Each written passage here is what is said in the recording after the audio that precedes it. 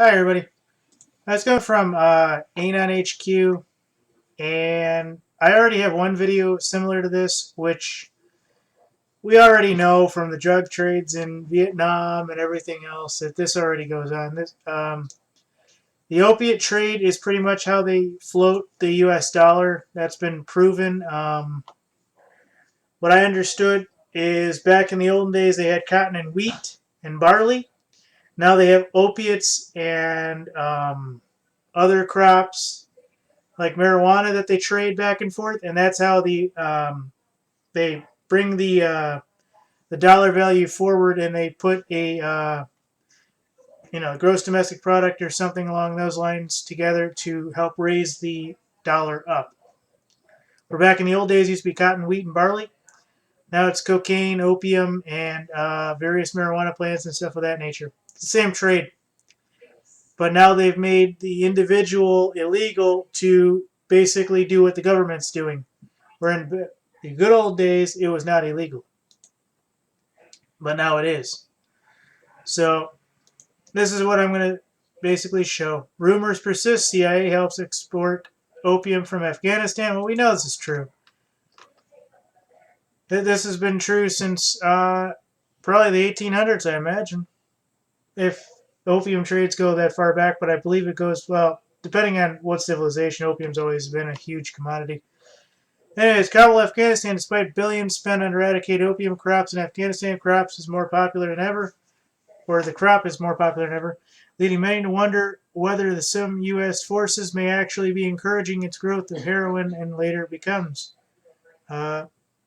In July, Centers for Disease Control warned record-breaking numbers of heroin deaths in the United States. Heroin use, yada, yada, yada, 18 to 25 range, past decade. In the same month, it was reported opium production is stronger than ever in Afghanistan, which now produces 90% of the world's supply of the plant refined to create heroin. This rise in production would have been impossible prior to U.S.-led invasion, and it becomes despite $8.4 billion spent on counter-narcotics efforts in the United States, specifically designed to wipe out opium production in Afghanistan.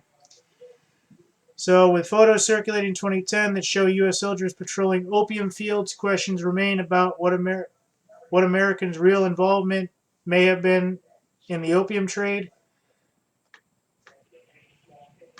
You get the idea. I'm not going to show the video. We've all seen the videos where the U.S. troops are in the background and they're walking along and everything. This is what I'm going to say. Basically, when you... Well, there's one thing I want to show you. I want to tell you. When the opium fields were burned, that's when our economy tanked, if you remember. Right around that time. They had to build up the fields again and re-raise the crops and everything. And that is when our economy started getting better. Yes, the bailout money helped, but not as much as when they replanted the crops in Afghanistan and other places. I'm telling you guys, it's how they float the economy. It's how they float the dollar. They use the same old world tactic where they use a crop plant. It used to be barley, cotton, and wheat and stuff like that. Now it's opium, marijuana, and various others.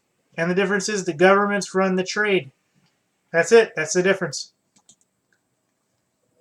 They have sole monarchy on the crops. So they can control when, where, how, and why. And they can make it illegal for the citizens, yet they push the drug version to kill off more of its citizens.